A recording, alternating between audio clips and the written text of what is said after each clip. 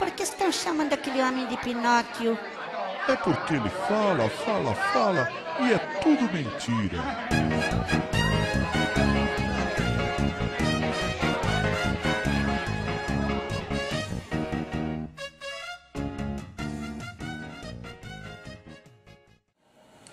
Oi, Lucélia, boa tarde. Então, a chamada ficha limpa é uma lei de 90, ou seja, são mais de 22 anos de lei. Mas agora, para essa eleição de 2012, ela foi reformulada, teve aí um pouco mais, né, de dureza, ficou mais incisiva, né? Por isso, alguns eleitores, até alguns candidatos, parece que não entenderam muito bem. Doutor Cláudio, boa tarde.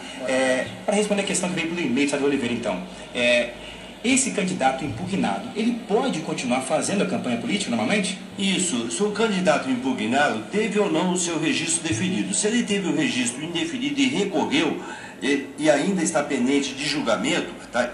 Essa pessoa vai concorrer normalmente com os outros candidatos. E se no final, se chegar à conclusão de que realmente ele está impugnado, for mantida a decisão em razão do recurso interposto, tá? Os votos dele serão nulos. Tá? E será cancelado a diplomação, será cancelado o registro dele. Quais são os crimes, doutor, que podem fazer que um candidato fique impugnado na eleição? Então, a lei anteriormente previa vários crimes e houve uma ampliação. Essa lei é a lei complementar de 64, né, 64 de 90. Houve uma alteração onde se incluiu vários crimes. São crimes contra o patrimônio público, crimes de tráfico, crimes contra a administração pública, rejeição de contas do Tribunal de Contas, rejeição de contas do Tribunal de Contas, rejeição de contas do Tribunal de Contas, e isso impede então do candidato ser elegível. Mas a consciência do cidadão em relação à nova lei é que vai fazer a diferença no dia 7 de outubro. A eleição de pessoas que não deram conta sequer de manter o seu passado limpo, o seu passado sem marcas profundas, sem máculas, ela representa um risco. É por isso que a sociedade brasileira se mobilizou para fazer uma lei histórica, que eu sempre digo que é a mais democrática lei brasileira, porque nunca uma lei teve tanto apoio popular. O eleitor deve ter bastante atenção, não deve se contentar com as aparências, deve buscar informação sobre o passado do candidato. Em fevereiro, o Supremo Tribunal Federal decidiu que a lei ficha limpa ia valer a partir das eleições de outubro.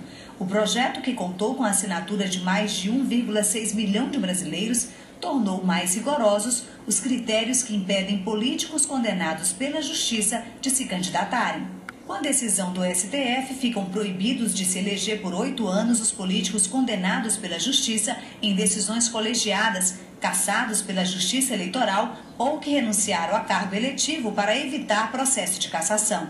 São inelegíveis também aqueles que tiverem contas relativas a cargos públicos rejeitadas. São inelegíveis também aqueles que tiverem contas relativas a cargos públicos rejeitadas. São inelegíveis também aqueles que tiverem contas relativas a cargos públicos rejeitadas. O Supremo definiu ainda que a lei ficha limpa se aplica a fatos que ocorreram antes de a lei entrar em vigor. Para o idealizador da lei da ficha limpa, o histórico ético de um candidato é fundamental para evitar casos de corrupção na política brasileira. Mas a consciência do cidadão em relação à nova lei é que vai fazer a diferença no dia 7 de outubro. Rejeição de contas do Tribunal de Contas, rejeição de contas do Tribunal de Contas, rejeição de contas do Tribunal de Contas. Papai, por que estão chamando aquele homem de Pinóquio? É porque ele fala, fala, fala e é tudo mentira.